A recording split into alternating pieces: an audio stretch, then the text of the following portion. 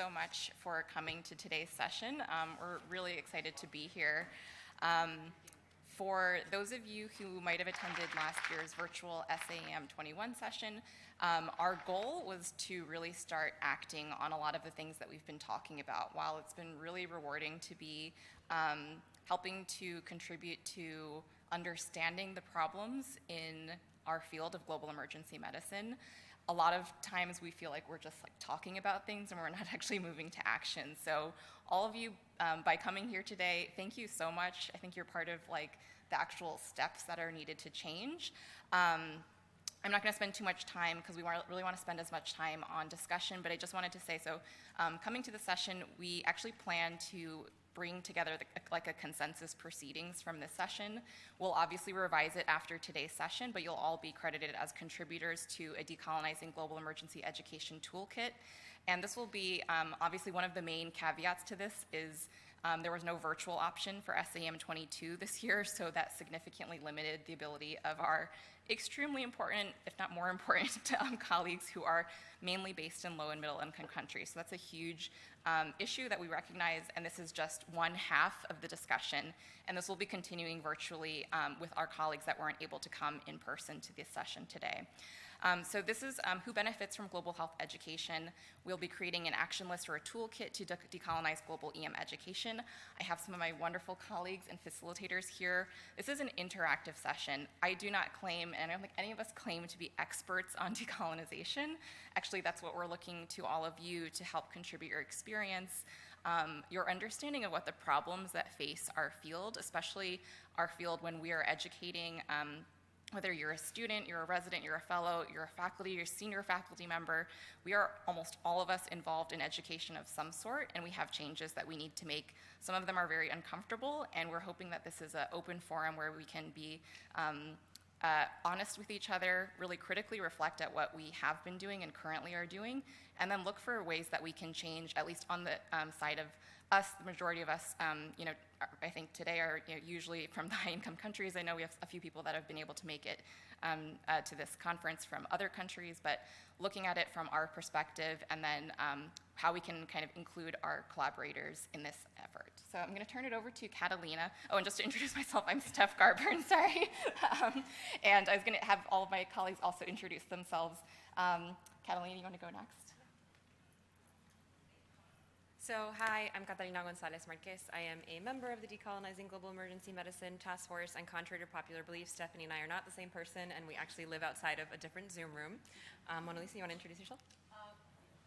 I'm Mona Lisa.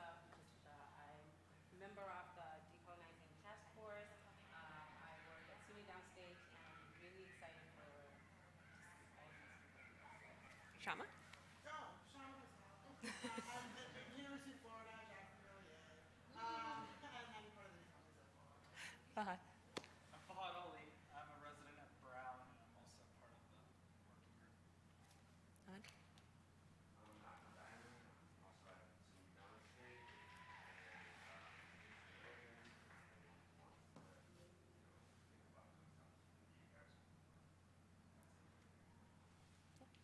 And we are a much bigger group with many more members, and we're also looking to always recruit more members, so we hope that some of you will be interested. So I'm going to go very fast through some introduction slides because we recognize that probably not all of you were at our session last year. To give a little bit of background, and again, we are going to go fast, but it's because we really want to get to the discussion groups where everyone can talk about kind of the issues and how we move forward as a global EM community. So I think, ground rules are always important. So we always ask when we're having these conversations to respect yourself, respect each other, be present in the conversation. I think that's the most important part. If you don't understanding, ask for clarification.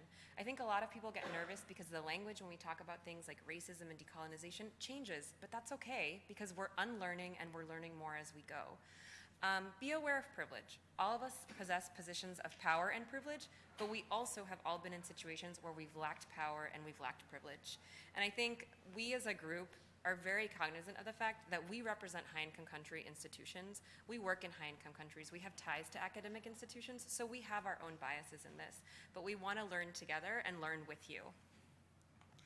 And so really quickly, we're building on our session from last year where we talked about really recognizing our past and trying to build an anti-colonial agenda for us as a global emergency medicine community. But we really want to, again, move towards action. We're researchers, we're academicians, we need to produce products, but we also want to move the needle. And so how do we create a toolkit of actionable items towards decolonization and our education systems? We cast a wide net, students, trainees, faculty, and other educational projects. And we want to, again, develop that consensus statement to think about how do we kind of change these counterproductive power dynamics that we have that lead to more inequality, even though we're trying to undo inequalities, right? And so we're going to do this brief recap, and then we're going to get into groups. This is what we're really excited for. You have been given a number, and that will be your group number. And we're going to talk about different things and do kind of a think, pair, share format. So it's going to be 20 minutes in small group discussing whatever topic you've been assigned, and we kind of tried to do this randomly. But then we want to come back as a larger group. So we do ask that when you're broken up into groups, select one person, that we will be moderating and with you, but select one person to kind of be your note taker and your spokesperson. And so, we always like to think of our colleagues throughout the world, in the majority world actually, right, are really experts in this. And we should kind of ask ourselves and internally reflect, why does an African trainee need to go to London or Boston to learn about control of sleeping sickness or malaria? And they pay incredibly out-of-pocket things that are they just can't afford for the most part. Because the traditional mindset in global health is that the expertise only flows north to south, right? But it's reflected in so much of what we do, in research, in training, in consultancy, in technical assistance. Because this colonial model that we live in now is really ripe for disruption. It's time to make change. And so let's talk a little bit about the uncomfortable history of global health. So you have to understand what it means to colonize and what colonialism is, right? So colonization meant to settle among and establish control, to conquer and dominate. But at its root, it was removing power from the colonized, dispossessing money, extracting resources, language, power, all in the name of civility or progress, whatever that means, right? And so there is an uncomfortable history of global health that is quite tied to racism. So global health evolved from colonial and tropical medicine and was really used as a tool to control colonized population in the name of exploitation by European and North American powers. And colonial medicine, which has incredibly racist roots, was a critical element of kind of furthering imperialism throughout the world. It supported extractive industries, it maintained military superiority, and it was a very narrow approach because we really only focused on things that kept white men alive in the tropics. And we have so many examples that we can talk about. But the thing, though, is that it's not just our past, it's actually our present and our future if we don't make changes. Global health and global emergency medicine institutions and organizations sometimes are perpetuating the very power imbalances that we claim that we want to rectify. We talk about health for all, but we're still caught up in these very problematic power structures. There's still extractive attitudes. There's still policies and practices that concentrate resources, expertise, data, branding, all within high-income countries. And we say resource limited, but is it resource limited or resource denied? So I'm going to hand it over to Stephanie now. Thanks, Catalina. All right, so these are just some, a basic overview of, I think, a very simplistic version of the progression of global health. So, before tropical medicine, it was really colonial medicine, and then this became kind of rebranded as international health, and then rebranded again to kind of what we currently consider global health today, which is usually researchers or academics from rich countries leading programs in poor countries. And we're hoping that our future might look a little bit different. So research and other activities are really centered in the places that are closest to the problems and solutions. And that's what we're really hoping to get to today. So I always say that the main work of decolonization is actually starts from within. We all have been affected by colonialism in some way, some more than others. So a lot of us that are working in global emergency medicine, the first kind of steps I usually recommend is just to examine why are you interested in this? Like, how did you get interested in this? And a lot of times you might find that some of your reasons and some of the assumptions that you made going into the field might actually have very colonial influences. And that's okay, and it's just important to recognize them so that we can move beyond that. So what does decolonizing global health mean? This has been a really hot buzzword in the past couple of years, and it means a lot of different things to different people. And just to recognize that decolonization is really a term that has been used for decades and actually used in different contexts. So decolonization has been used by many indigenous peoples, indigenous scholars, to reference reclaiming of culture, of power, of lands. So when we talk about this, we're just using the word in the terms of decolonizing global health, which has been used fairly recently. And in that definition, it's really aiming to address the legacy of colonialism in global health, the pervasive imbalances in power, representation, and resources. And those are some of the things that are going to be the main topics of what you'll talk about in your small groups. And really an undoing and restoring of power to formerly colonized people. And really, in the end, what we aim is to remove all forms of supremacy within all spaces of global health practice, within countries, between countries, and at the global level. So very aspirational. I'm sure we can all get to the bottom of that in the next 45 minutes. So these are just some examples. So I know you guys all have your own examples, and that's what we actually are really so eager to hear about today, but this is just to kind of get the juices flowing.